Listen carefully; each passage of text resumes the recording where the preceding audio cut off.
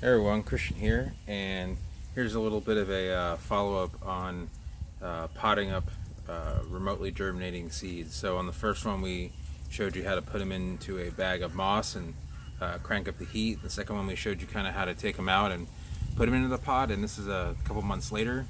So these here are Copernicias, and you can see they are very quite widely in where the root is. So you can see that some kind of like push themselves out a little bit, and you want to try and keep them from pushing themselves completely out of the pot.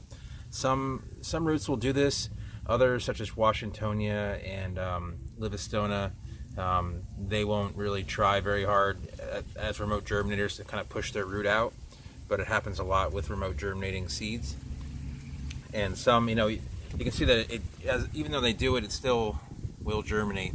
And a lot of these here have already germinated or on their way. And there's when you pot up this many plants, you're going to have a few deaths. It's just unfortunately inevitable. Some are just going to not be any good. Their roots the tip's going to snap off, and that's no good for Copernicias. Although Washingtonias, Livistonas, Sabals can tend to handle it, particularly Washingtonias and Livistonas.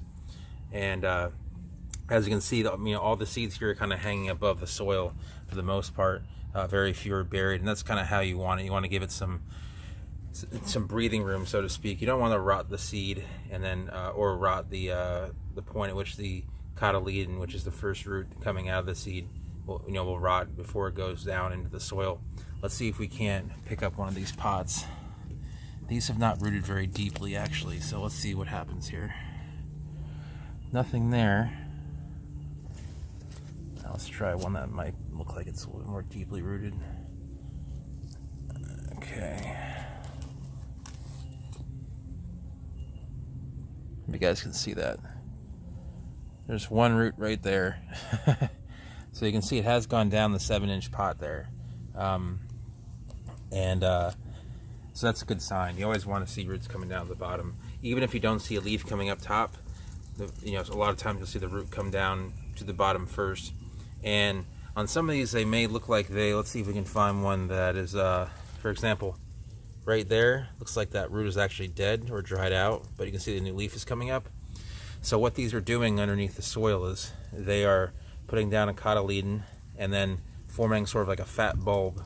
And in that bulb, the first spear or leaf frond will be coming up, the strap leaf. And so even if the top part dries out, like I mentioned, or rots off, if the bulb has enough energy, it can actually survive on its own.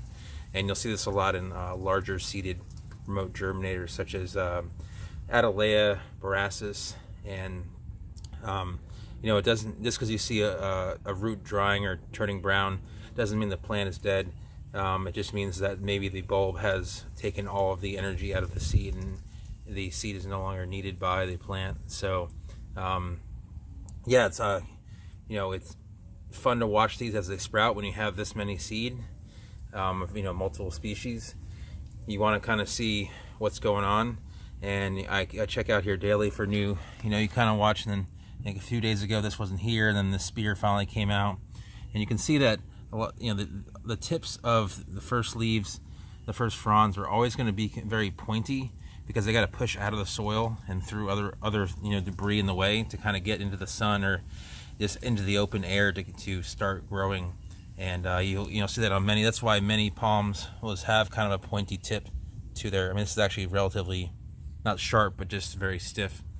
And the purpose of that is to push through the soil, to push through the any other debris that may be on the ground where it may grow naturally. So it doesn't look like a whole lot's going on here, but this is where it all starts, and this is where the first leaf goes. And I guess probably in the next vlog I'll kind of show you, it might be a long time from now, but show you kind of where these things will be potted up next, when to pot these up, so to speak. When is it the good time to take them out of these 3 by 7-inch pots and pot them into, say, like a 3-gallon. So I'll do that vlog sometime in the future when it's ready, or I might be able to find a plant that's in a pot of this size and show you guys that a little bit sooner. So other each species will kind of germinate and throw their first leaf differently. These here, you know, threw a kind of a spear out that was not quite the leaf, and then throws out a frond beyond that.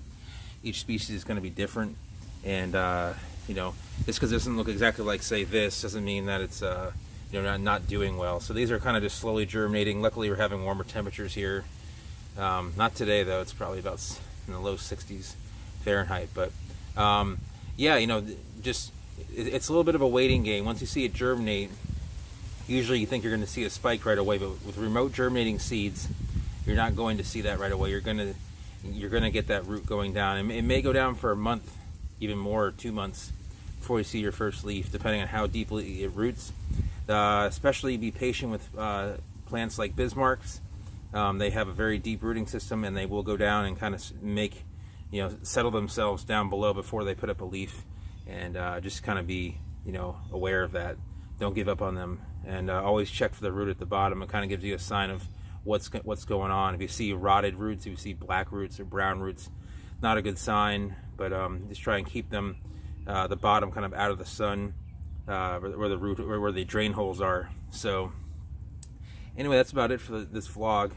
I will try and you know, like I said, give you an update on these when they're ready to be repotted, or I'll find some that need repotting and show you how that is done. So anyways, I hope this vlog was informational and fun to watch. If it was, give it a thumbs up. If you're new to the channel, go ahead and subscribe, and you'll see many more palm vlogs like this. If you have any questions about germinating or remotely germinating palm seeds, leave them down below, and I'll get back to you guys and gals as soon as I can. Thanks for watching.